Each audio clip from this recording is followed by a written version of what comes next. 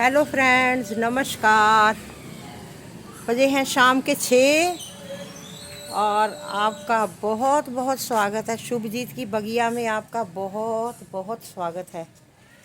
आज दोस्तों, बड़े दिनों से पूछा जा रहा था कि टेरेस गार्डनिंग अगर शुरू करनी है तो किस तरीके से शुरू करें, क्या क्या चुनौतियां आती हैं और किन किन बातों का हमें ध्यान रखना पड़ेगा।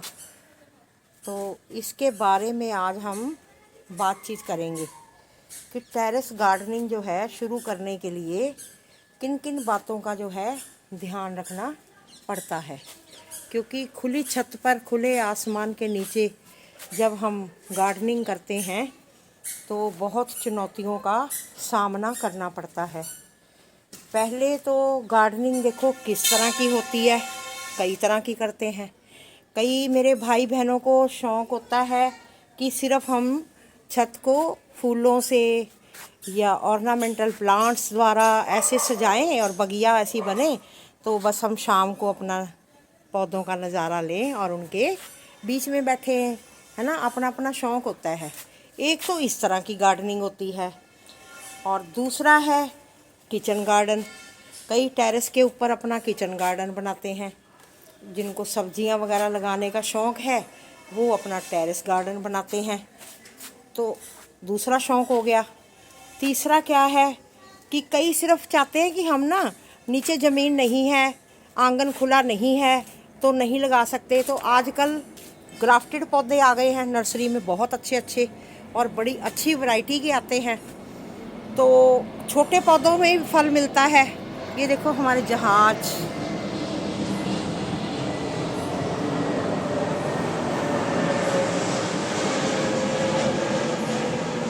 हमारे इस समय बहुत जहाज आते हैं। इस समय एक मॉर्निंग के टाइम में बहुत आते हैं, 2:30-3 बजे अर्ली मॉर्निंग बहुत जहाज आते हैं। हमारे रनवे इधर से पास में पड़ता है। चंडीगढ़ का 31 एरिया, एयरपोर्ट एरिया बिल्कुल हमारे साथ है। यहाँ से मतलब घंटे का रास्ता है। तो हाँ, मैं आगे बता रही थी कि एक तो हो गया ऑर्नामेंटल प्लांट्स वगैरह सजाने वाले सभी रखते हैं, जिनमें कई तरह के, वो बताती हूँ कि कौन कौन से प्लांट्स आ जाते हैं। हर तरह के फूल, हर तरह के एवरग्रीन पौधे, है ना। और कुछ सकुलेंट्स हो गए, मतलब कई तरह के मिक्स टाइप के जो हैं पौधे लगाकर अपना गार्डन सजाते हैं। अपनी अपनी हॉबी है ना, शौक़ है कि कैसा कैसा हमने गार्डन बनाना है। तो हर एक की सोच जो है अपने अनुसार होती है कि हम कैसा चाहते हैं। दूसरा किचन गार्डन, जैसे अब मुझे है सब्जियों का शौक़ बहुत है, बीच बीच में फूल भी हम लगाते हैं क्योंकि फूल तो लगाने ज़रूरी हो जाते हैं किचन गार्डन में। तो वो भी मैं बताऊंगी क्या रीज़न है कि वो हमें फूलों के पौधे लगाने चाहिए। बायोडाइवर्सिटी जो है सेट करनी पड़ती है। अगर फूल वगैरह नहीं लगाएंगे तो तितलियां वगैरह, हमारे भंवरे ऐसे कीट, मित्र कीट वगैरह छत पर जो है नहीं आएंगे, कम आएंगे। तो पॉलिनेटर्स नहीं आएंगे तो हमारे वो पॉलिनेशन नहीं होगा पौधों में। जैसे ये फ्रूटिंग पे होते हैं पौधे, तो इनमें फ्रूटिंग अच्छी नहीं आएगी अगर पॉलिनेटर्स हमारी छत पर नहीं आएंगे। तो इसलिए हमें किचन गार्डन जो है मिली जुली सी हमें बनानी पड़ती है। इसमें फूलों का भी हमें ध्यान रखना पड़ता है। अब तीसरे मेरे भाई बहन ऐसे हैं जो चाहते हैं कि हम ग्राफ्टेड पौधे फ्रूट वाले लाएं। आजकल तो बहुत चलन है, छोटे छोटे 4-4 फीट के पौधे होते हैं और उनमें फ्रूटिंग आ जाती है। आप यही देखो, जैसे ये आम्रपाली मैंने अभी दिखाई थी आपको, है ना। और ये देखो, ये अमरूद है, देखो ये कितना छोटा सा पौधा है लेकिन इसके ऊपर फ्रूटिंग कितनी अच्छी हो रही है। ये देखो, ये देखो, है ना। तो छोटे छोटे पौधों पे फ्रूट आने लग जाते हैं। तो कई ये पसंद करते हैं कि हम ऐसा गार्डन बनाएं कि जिसके ऊपर जो है अच्छे से फ्रूटिंग हो, हम वो लगाएं फ्रूट वाले पौधे। वो पपीता हो गया, संतरा हो गया, अमरूद हो गया, ग्रेप्स हो गए, जैसे ये ग्रेप्स का पौधा है ना। ऐसे पौधे लगाना जो है वो पसंद करते हैं। इनके भी कारण बताऊंगी क्या क्या हैं, कैसे पौधे अगर आप लगाओ। कई जो हैं सब्जियों का पसंद इसलिए करते हैं क्योंकि टाइम है। देखो, जिसने टेरेस गार्डन बनाना है ना, किचन गार्डन बनाना है टेरेस के ऊपर, तो समय का होना बहुत ज़रूरी है। इस गार्डन के लिए समय बहुत चाहिए क्योंकि सब्जियों के पौधों को हर समय डेली आके देखना है, धूप ज़्यादा है तो सुबह भी देखना है, शाम को भी इनको टाइम देना है। अब हर 10-12 दिन में इनकी गुड़ाई करनी है, इनको खाद डालनी है ना। ये सब चीज़ों का हमें जो है ध्यान रखना पड़ता है कि क्यारियों में देखो मिट्टी कैसी है और मतलब हर तापमान के अनुसार पानी का दोनों समय देना है कि एक समय देना है। मतलब बड़ी बारीकियां हैं किचन गार्डन के लिए, तो बहुत बहुत जितना कर लो उतना ही थोड़ा। बहुत मतलब लार्ज स्केल पर जाकर हर पौधे का हर उसका मिजाज पता होना चाहिए कि कैसे पौधे हैं, कि कैसे समय पे लगाने हैं। और अगर आगे फिर सर्दी का मौसम आएगा, धुंध का टाइम आएगा, तो कौन से ऐसे पौधे हैं जिनको धुंध से बचाया जाए, है ना। अब जैसे उदाहरण के तौर पर मैं ये बता रही हूँ साथ के साथ ही किचन गार्डन का, जैसे ये मिर्ची है ना, और टमाटर है, शिमला मिर्च है। शिमला मिर्च के पौधे जो हैं इनके ऊपर ये देखो मैंने नेट रखी है, मैंने खोल दी अभी आपको दिखाने के लिए। तो ये मैंने ये देखो ये कल मैंने बनाया है, पहले ही तैयारी कर ली है। मुझे पता कि आने वाला टाइम जो है ओस वाला होगा, तो कल मैं ये सारा देखो शेड तैयार करके गई हूँ। कल पूरा टाइम लगी रही हूँ, 2-2.5 घंटे लगाकर मैंने ये पूरा शेड तैयार किया है, ताकि उधर साइड में बेलों, वो भी एक बैलेंस रख के पौधे लगाने पड़ते हैं कि कौन से बेलों वाले किधर रखने हैं, आते जाते सिर को ना लगें, और किस साइड से मचान बनानी है और किधर उनको चढ़ाना है।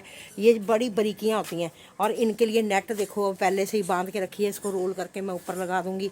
तो क्योंकि धुंध के टाइम में मिर्चें जो हैं ये ख़राब हो जाती हैं, मिर्च का पौधा जो है ख़राब होना शुरू हो जाता है, सूख जाता है, ये मिर्ची कम देनी शुरू कर देता है। तो फिर ये नेट को पूरे इसमें ऐसे घुमा के ऊपर से कर दूंगी, ताकि सर्दी का असर इसके ऊपर ना हो। तो किचन गार्डन में ये चीज़ें बहुत कुछ होती हैं। गर्मी से बचाने के लिए भी नेट लगानी पड़ती है। अच्छा, कई पूरा का पूरा जैसे फ्रेम लगा देते हैं छत पे लोहे का, है ना, लोहे का फ्रेम लगा के फिर वो पूरे में नेट लगा देते हैं। तो वो अपनी अपनी समझ है, बूझ है, अच्छा लगता है कईयों को, पर लेकिन मुझे वो करना, छत के ऊपर फिट करना फ्रेम, ड्रिल करना, और वो चीज़ों को थोड़ा मैं मतलब कहूँगी, मेरी तो एडवाइस यही है कि इस चीज़ को अवॉइड करें। तो मेरा पहले जिन्होंने गार्डन देखा हुआ है ना, उनको मालूम होगा कि मैं यहाँ से जब खड़ी होके पूरा व्यू दिखाती थी, तो मेरे जो ये स्टैंड हैं ऐसे लंबाई की तरफ थे, पूरे गार्डन में लंबाई की ओर थे ऐसे। अब मैंने देखो सबको सिंगल सिंगल कर दिया है। ये देखो ये सिंगल है, ये इधर भी आ गया। अब इनके बीच में मैंने स्पेस रखा है, घूम के इधर से भी मैं पौधों को गुडाई कर लेती हूँ, और घूम के मैं दूसरी तरफ से इधर से भी पौधों को देख रेख कर लेती हूँ। आगे बड़ा कंजस्टेड था, पूरी दीवार के साथ फ्रूट के पौधे थे, तो बड़ी तंगी सी होती थी। तो हर चीज़ का, इन चीज़ों का जो टेरेस गार्डन करेंगे उनको इन बारीकियों का बड़ा ध्यान रखना पड़ेगा कि आपके छत पर पहले सबसे नंबर 1 बेसिक चीज़ है धूप, डायरेक्शन। धूप की डायरेक्शन जो है वो आपकी कैसी है, धूप कितने समय तक रहती है, और वो भी पौधों के अनुसार। फिर आगे बात, अगर आप कर रहे हो किचन गार्डन तो धूप पूरी चाहिए, हर पौधे को चाहिए, हर सब्जी जो भी आप लगाते हो उनको रज के अच्छी सी धूप चाहिए। अगर आपके 5-4 घंटे 5-6 घंटे की धूप आती है तो तब आपका किचन गार्डन जो है सक्सेस होगा। अच्छा, जिन्होंने करना है ऑर्नामेंटल प्लांट्स लगाने हैं, अब उनके अंदर भी कितनी वैरायटी है, क्रॉटन हो गया, सकुलेंट्स हो गए, ऐसी चीज़ें हैं। फ्लावर वाले तो सारा दिन चाहे धूप में पड़े रहें, रोज़ है, गेंदा है, जवेरिया है, मधुमालती है, कुछ भी है, मतलब एक्सेट्रा कितने ही तरह के पौधे जो कि आप, जैसे ये लगाए हुए हमने फूलों के पौधे, है ना, गुलदाउदी है, टिकोमा है, मधुमालती है, ये ऐसे जितने पौधे, इनको तो खूब धूप चाहिए, जितनी धूप देंगे उतनी कम। और लेकिन सकुलेंट्स जो होते हैं उनको तो धूप चाहिए ही नहीं, उनको छाया चाहिए। क्रॉटन के पौधे हैं जैसे गार्डन में लगाए हैं, उनको भी कम धूप चाहिए। चढ़ते सूर्य की हल्की धूप होती है, वो हल्की सी धूप पौधों पर अगर आती है तो वो उनके लिए बहुत अच्छी है। तो मतलब वातावरण के अनुसार और अपने घर की डायरेक्शन, धूप कहाँ कितने समय की आती है, उसके अनुसार पौधों का चयन करना बहुत ज़रूरी है। और अब कईयों के पास समय कम है, यहाँ आ गई बात दूसरी फिर कि समय अगर कम देना है, नहीं है समय कि हफ्ते में एक बार आ गए ऊपर देखना है, पानी दिया उन, क्योंकि ऑर्नामेंटल प्लांट्स जो हैं उनको इतनी ज़्यादा ज़रूरत नहीं होती। महीने में 1.5 महीने में 2 महीने में आप हल्का सा उसको फर्टिलाइज़ कर दोगे और वो पौधे आपके दौड़ते रहेंगे, चलते रहेंगे, और उनको इतनी ज़्यादा गुड़ाई की ज़रूरत भी नहीं होती। आप महीने 2 महीने में हल्की फुल्की गुड़ाई करके उनको फर्टिलाइज़ करते रहोगे, और हल्का हल्का पानी 2 दिन में भी आप देते हो। गर्मी तेज़ में तो रोज़ देना पड़ेगा, है ना, उनको फोलियर स्प्रे भी करना पड़ेगा। लेकिन सर्दियों में आप उनमें हफ्ते में 2 बार भी दोगे तो तब भी आपके पौधे चलते रहेंगे और आपका समय जो है कम लगेगा। आगे आप फ्रूट्स वाले प्लांट, अब जिनके पास बहुत ही कम समय है, ज़्यादा समय नहीं है, तो वो लगाते हैं अपने बड़े बड़े गमले छत पे साइडों पे लगा दिया और फ्रूट्स के प्लांट्स लगा दिए, है ना। तो वो फ्रूट के प्लांट्स लगाने का ये फ़ायदा है कि आपको उनको ज़्यादा देख रेख करने की ज़रूरत नहीं है। एक बार जब आपने उनको लगाना है गमलों में तो उस टाइम पे आपने उनकी बिल्कुल अच्छी उर्वरक मिट्टी, बड़े अच्छा सा उनको न्यूट्रिशन दे के और मिट्टी उनकी तैयार करके बस उनको आसन लगा दो, उनका बिठा दो उनको, है ना भाई। लो भाई, आपका सिंहासन मिल गया और सज जो इसके अंदर, और वो भी फिर आपको खूब खुश रखेंगे।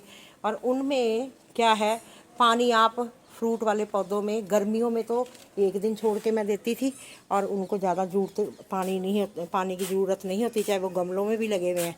और सर्दी में मैं हफ्ते में सिर्फ 1 बार पानी देती हूँ इनको, सप्ताह में, विद इन वीक, सिर्फ सप्ताह में 1 बार मैं सिर्फ जो है इन अपने ये प्लांट्स जो हैं मेरे, ये जितने भी फ्रूट वाले प्लांट्स हैं, इनको मैं हफ्ते में सिर्फ 1 बार पानी देती हूँ, क्योंकि ज़्यादा पानी देना भी जो है जड़ों को ख़राब करता है। ये कंडीशंस आती हैं जो हमारे सामने। और तीसरी सबसे जो मेन चुनौती है, जब खूब अंधेरी आती है और बरसात खूब तेज़। आज का मिजाज देख लो, भगवान जी ने इतनी दया की कि अचानक ही इतनी ज़ोर से पूरी 1.5 घंटा बरसात हुई है। और अब ये देखो मिट्टी मेरी कितनी गिल्ली पड़ी है।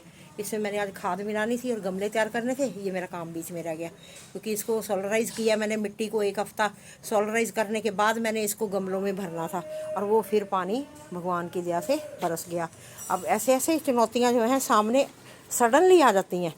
तो अंधेरी, कई बार गर्मियों में कितनी अंधेरियाँ आती हैं, उस टाइम पे पौधों को देख रेख करनी पड़ती है कि इनको हमने डंडे लगाने हैं, इनको कैसे हमने डंडियाँ लेके बांधना है कि ताकि ये लमलेट ना हो जाए, है ना। ये देखो आपके सामने है, ये डंडी लगाई हुई है इसको, ये देखो डंडा लगाया हुआ है इसको।